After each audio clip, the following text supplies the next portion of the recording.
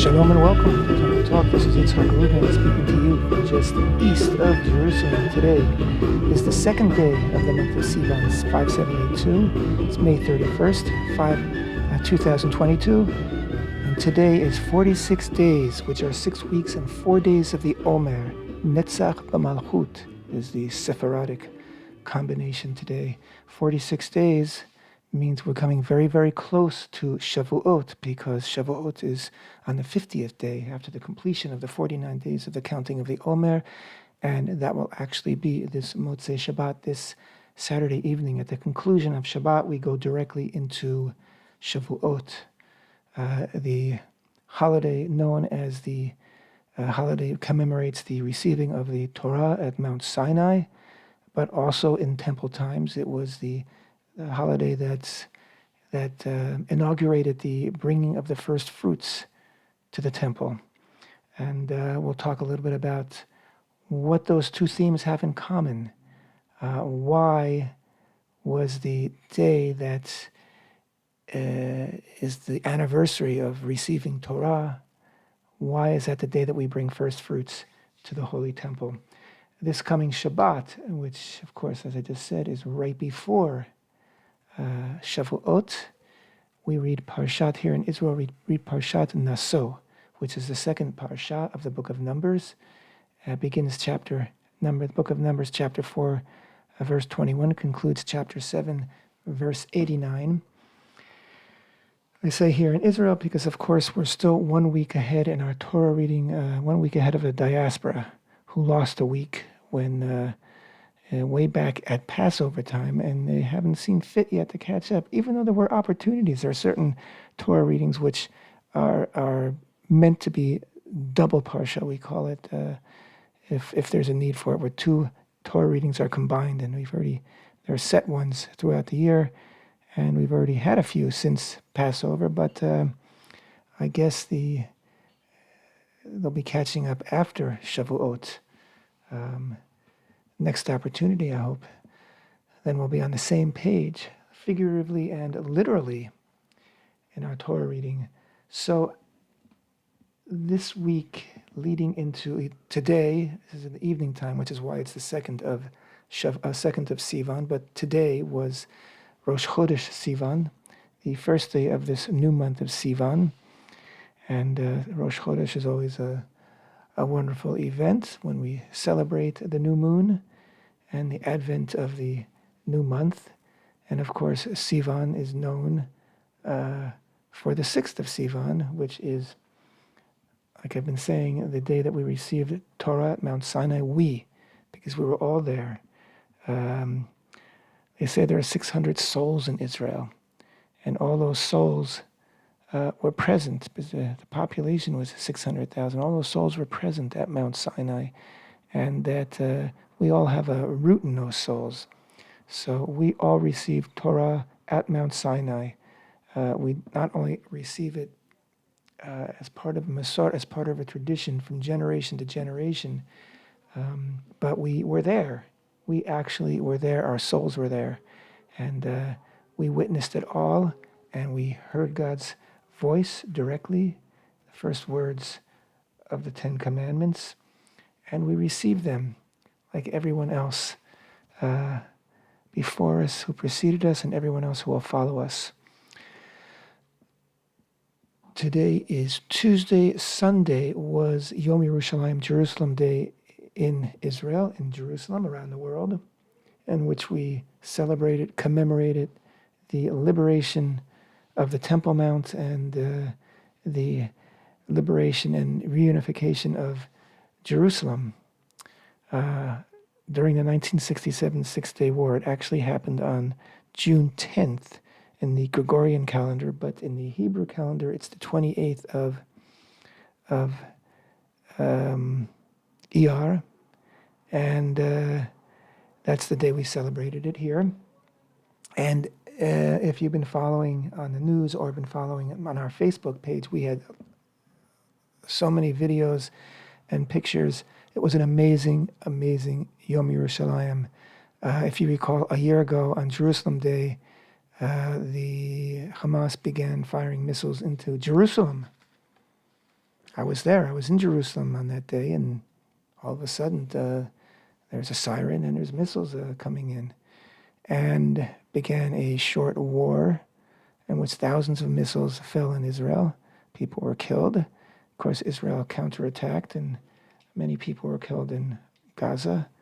And there was rioting and pogroms really here in Israel, inside Israel, in cities where there were Jewish and Arab populations living side by side. The Arabs went out in a rampage. That was a year ago. And Hamas has been just, I can't think of the word I want to think of, but they've been relishing the fact that they are, as they call themselves, the guardians of Jerusalem, the guardians of the Temple Mount, and they showed Israel.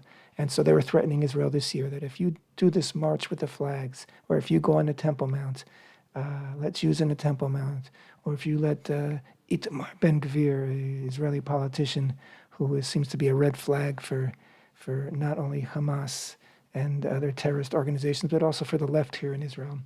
If you let him on the Temple Mount, we're gonna show you, we're gonna attack, we're gonna fire missiles into Israel. So I have to say, the government didn't fold. They said this flag march is going as scheduled, and the route will be as the planned route, which is through the old city, beginning in the center of Jerusalem, going through the old city, through Shar Shechem, the Damascus Gate, where there was tremendous violence last year at this time, and tremendous violence over Ramadan. And Jews were being attacked all throughout Ramadan at this gate, and along this path which leads to the Western Wall. So the government said, no, the route's going to go as planned, and Jews will be up on the Temple Mount as planned. And Ben-Gvir also went up on the Temple Mount. In any case, a record number of 2,626 Jews were on the Temple Mount for this Jerusalem day. Hundreds more were left down below. The police never seemed to really be able to get it together and get everybody up there. But 2,626 were up there, and if you were following our Facebook page, you'll see they were up, the Jews were up and singing and praying.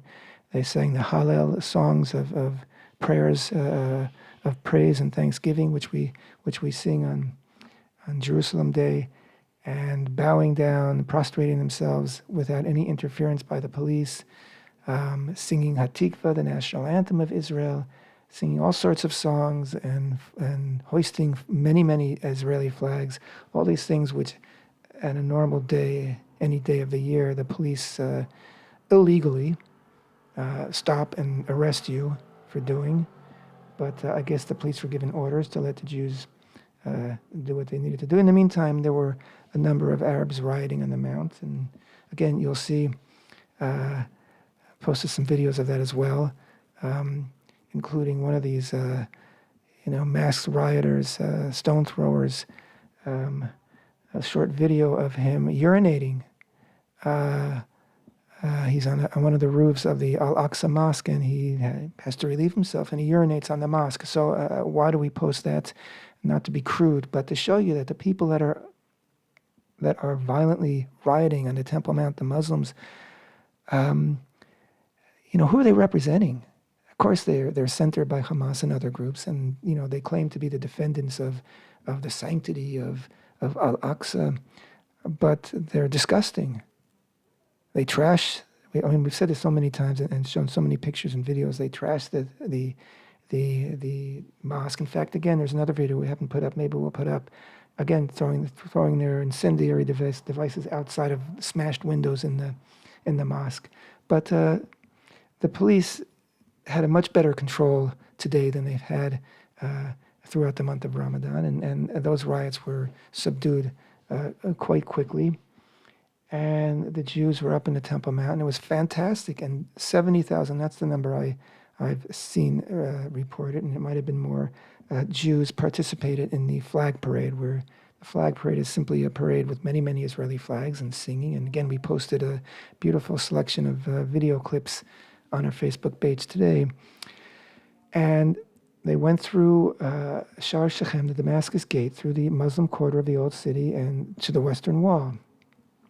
And among the 70,000 Jews who were participating was a handful of hooligans who were shouting racist things and causing a stir. Now, there were tons of media, journalists, and photographers at the Damascus Gate because they wanted to see violence. They wanted to see blood, right? And also, all these reporters were in Jerusalem. They were expecting, I think, hoping to be able to report that there are missiles falling, right? They came to Israel, they came to Jerusalem, and local media as well, I must say, to my shame, to the shame of the media here in Israel, were there. And I believe that because they were disappointed, and I think they were disappointed that rockets weren't falling and that there wasn't violence, they decided to report on this handful of hooligans who were shouting racist things. And all these reports in Israel about fascist Jews who take part in this march, and why do we let them do this, and how horrible the Jews are. And this is Israeli journalism. And it's disgusting because 99.9% of the Jews at that parade were sweet, young, innocent, beautiful people who simply love their country, love Jerusalem. And you know what?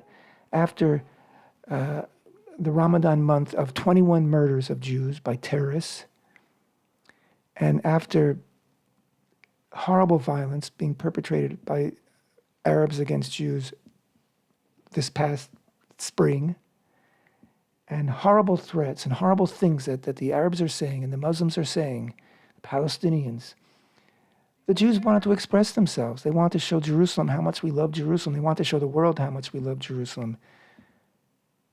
And they wanted to show pride in the flag and pride in the fact that we have sovereignty in Jerusalem. They wanted to exhibit that sovereignty, something which the government oftentimes neglects. And so, yes, they went through the Muslim corridor, which they've done every year for many, many years.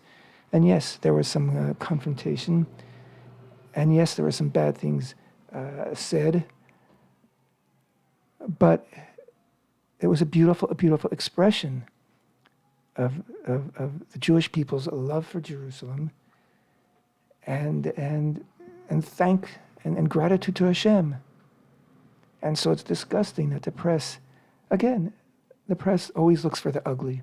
It always looks for the ugly. And they found ugly. You'll find ugly anywhere.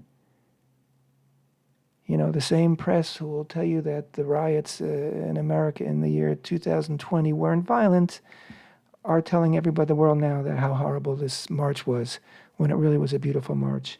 And you can look at the footage that we've posted of the march. Some of it taken by my daughter, who was there, one of these people who participated in the march. And I guarantee you she's not a fascist, God forbid, and she's not a racist. And of course she wasn't participating in any of the bad behavior that a very tiny segment of the people were participating in. But see for yourself, it was a beautiful, beautiful march. And earlier that day, there was a wonderful tefillah, a wonderful prayer at the Western Wall, packed with people. Are they writing about that? The beautiful, peaceful prayer at the Western Wall? No, they're not writing about that. They're writing about a handful of known hooligans, right? Known. They're not part of the crowd of young people and older people who every year participate in the march, and the same people who work all the time toward building up this country and settling this country. It's a group of hooligans that decided they were going to take advantage of this and cause some trouble. And the trouble they caused was minimal. They weren't successful even. But the press saw it and decided to make a big fuss about it. And unfortunately, the local journalists also decided, well, let's sock it to the quote right-wing Jews who make a big fuss about Jerusalem Day. But you know what? We're the left-wing Jews. Don't they love Jerusalem? You don't think that the march is a proper way to express your love for Jerusalem? Okay. How are you expressing it? What are you doing? The fact of the matter is that people who identify themselves as left-wing in Israel don't express much solidarity or concern or love for Jerusalem. I'm sorry to say that. I hope that in their hearts they do have that love. So let's hear it. If you don't want it to be a right-wing event, okay, so participate. Participate, and it won't be so right-wing, because if 100,000 people march next year and 30,000 of those people identify themselves as left-wing, then you'll be insulted when someone says it was a fascist march, because you'll say, what do you mean? I was there, and I'm not a fascist, I'm left-wing. Well, guess what?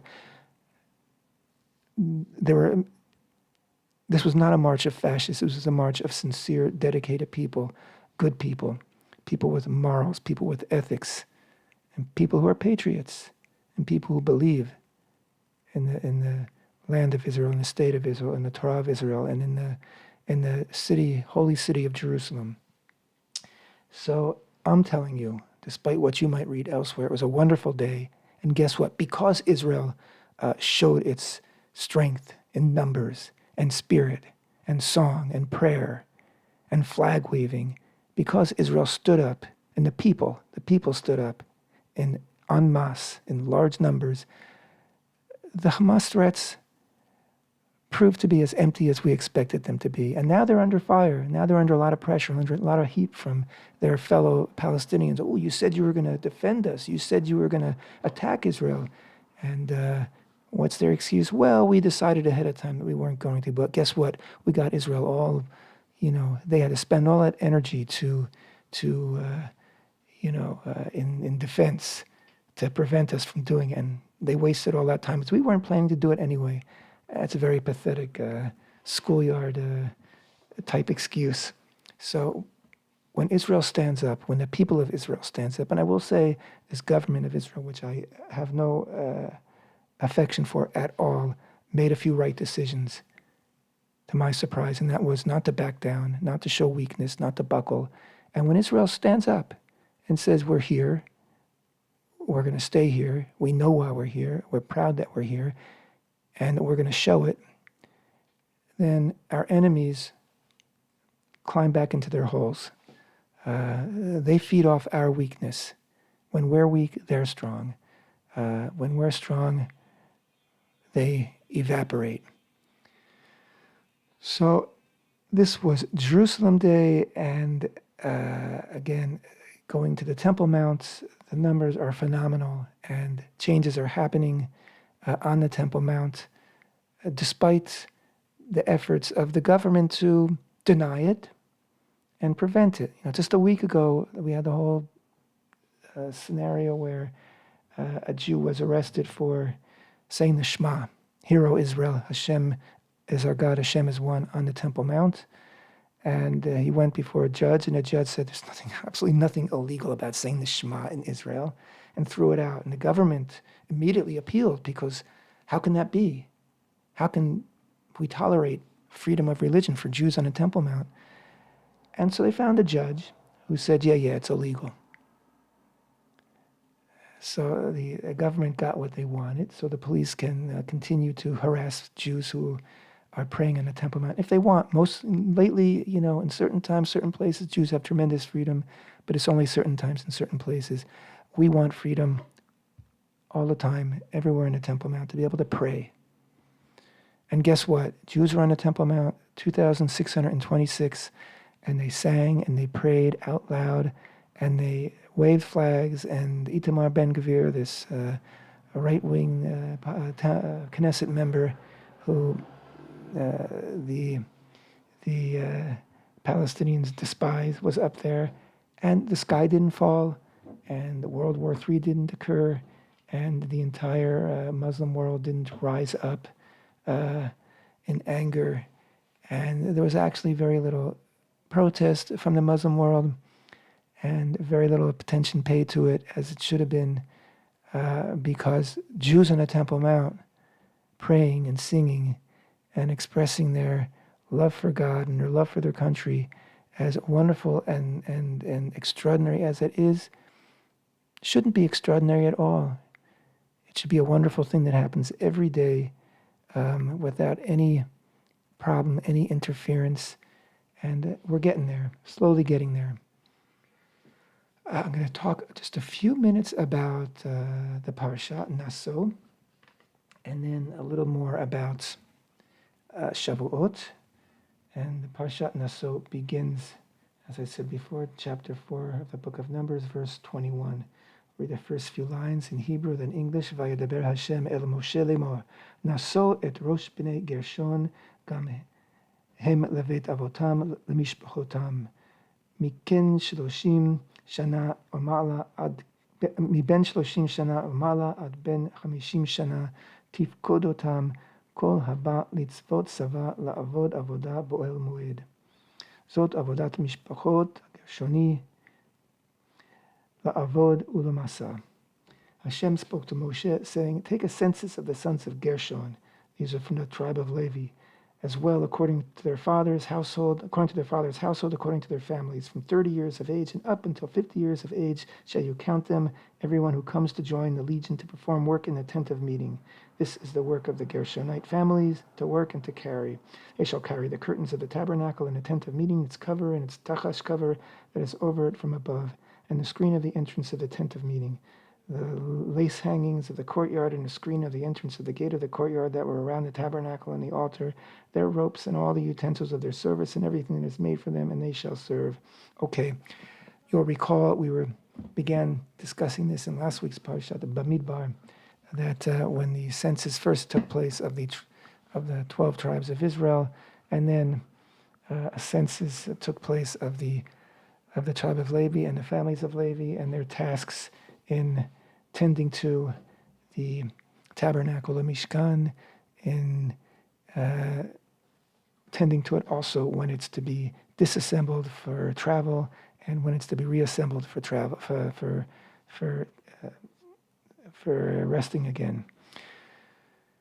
And so again, these first few chapters of the book of Numbers, which is all about Israel's journeys in the wilderness, give us this information, this very practical information about how the tribes arrange themselves around the tabernacle, the work of the tribes, the families of Levi, etc., etc.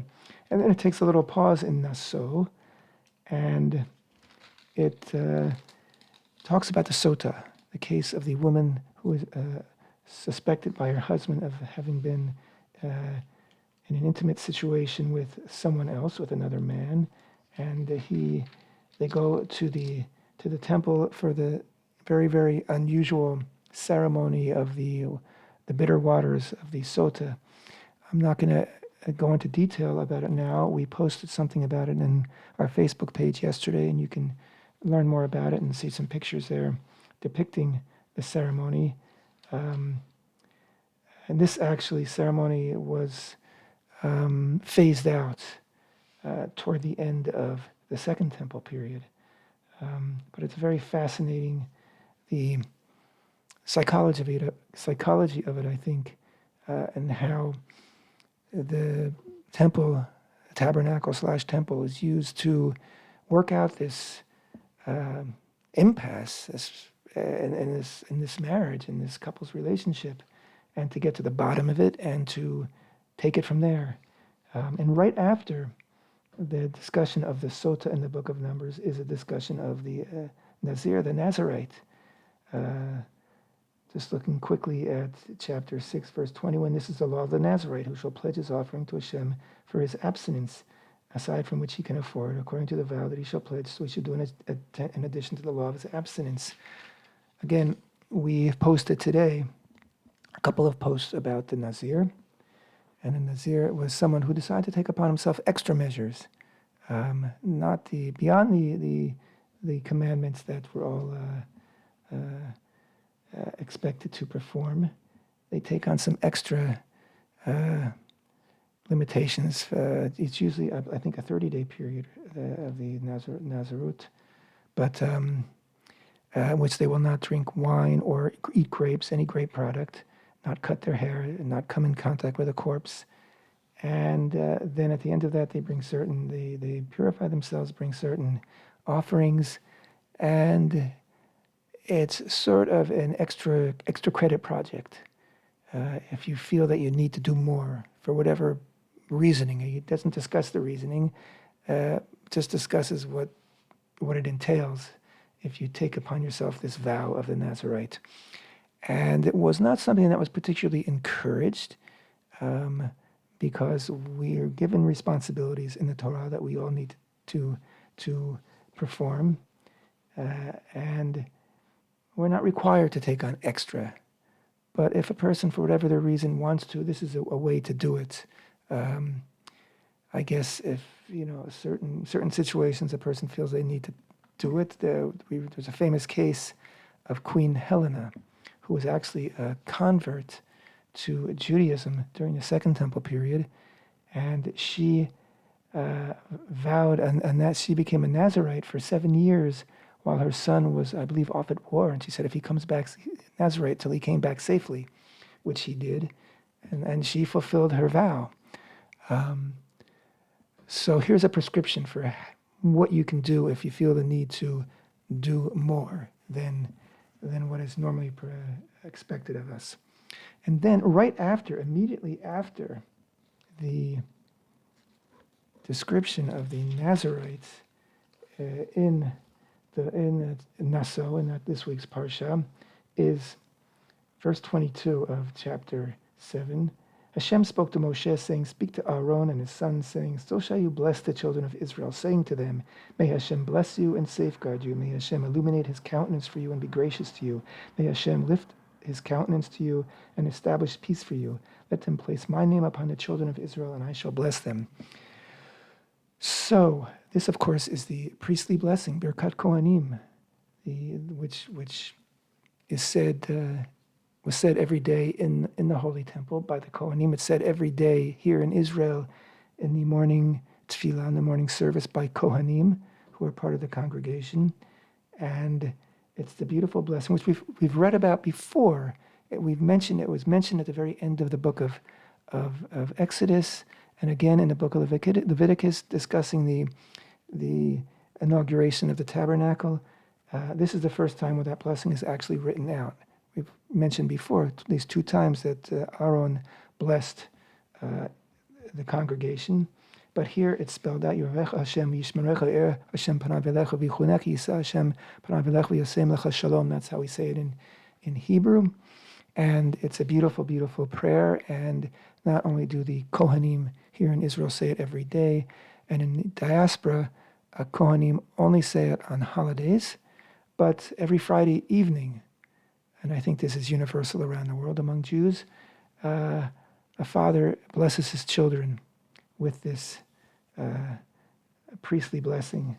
It's a very special moment right before we make a kiddush, right before we bless the Shabbat and begin our evening meal. The father blesses his sons and his daughters, each one individually, with this blessing. So like I said, it's a very, very beautiful moment, something that I treasure each week. It's a highlight. It's a wonderful thing to be able to bless your children. It's a wonderful thing to be able to bless anyone. Blessings, the whole concept of blessings is a very beautiful concept. And here in Israel, people love to bless other people. It's part of our culture. It's part of what we do. And I love it. I think it's very beautiful. A very beautiful expression of love and camaraderie and respect and care and concern. And then following the priestly blessing, the description of it, the wording of it, the Torah portion goes on to the gifts that each of the 12 tribal leaders of the 12 tribes brought during the first 12 days of the month of Nisan. This was the beginning of the second year in the wilderness. And of course, it was the first day of the month of Nisan that the tabernacle was actually inaugurated and dedicated. That's when the first offerings were offered. That's what we've read about again. We read about it at the conclusion of the book of Exodus. We read about it again in the book of Leviticus, and we're reading about it again right here. The Torah keeps going back to it.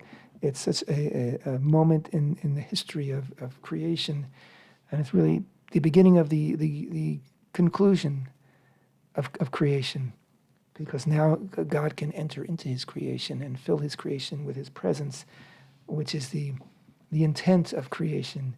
And so it's an event in the history of the world that the Torah sees fit to repeat and refer to and dwell upon and as we say, kvel upon, just get nachat out of, to enjoy. The Torah enjoys it, it loves this moment, it keeps referring to it. And so over the first 12 days of that month of Nisan, each of the tribal leaders brought a whole array of gifts, wagons, and gifts, offerings and incense to the tabernacle, one after the other. Each tribe had its own day, and each tribe brought the identical offering, and each offering is described.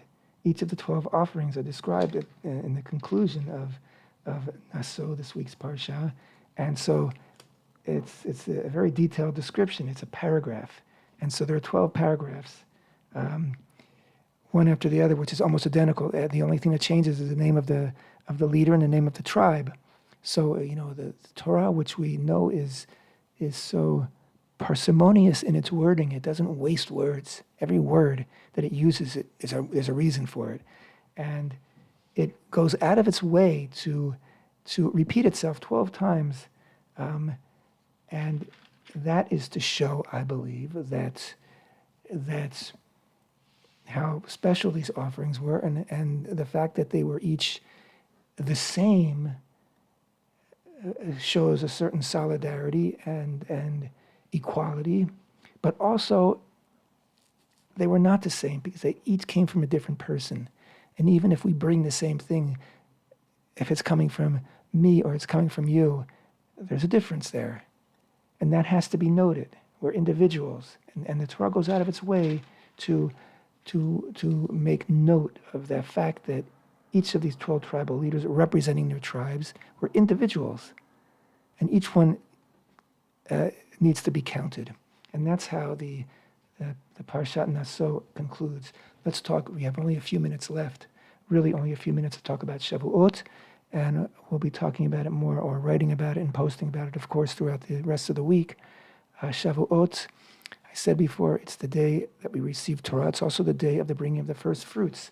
The bringing of the first fruits is our recognition of the gift of the land of Israel. And the Torah that we received on Sinai is meant to be fulfilled in the land of Israel.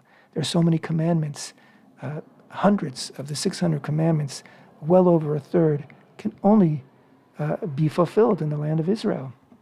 And so bringing the first few fruits of the land, and the beautiful thing that the pilgrim who brings the fruit says, which is described, the wording is in Parashat, in the reading of Kitavo, toward the conclusion of the book of Deuteronomy, recalling the journeys of Israel from the days of Yaakov into the land of Israel, thanking HaShem for the bounty. And the Torah is, of course, comprehensive of all life. It has to do with our physical existence, it has to do with our spiritual existence and aspirations, and it has to do with the sustenance of the earth. And so we can't, they say in Kemach and Torah, if there's no flour, literally, there's no Torah. If there's no food, if we can't sustain ourselves physically, we cannot fulfill the Torah. So the gift of the land of Israel, which is a gift directly from HaShem, is what enables us to fulfill the Torah that we received at Sinai. Thank you so much for being with me, Temple Talk, and I wish everybody a very, very, very happy and fulfilling Shavuot. We're all going to receive Torah this coming Saturday night, Sunday, so be prepared, be ready, and take it in. Thanks so much, Temple Talk.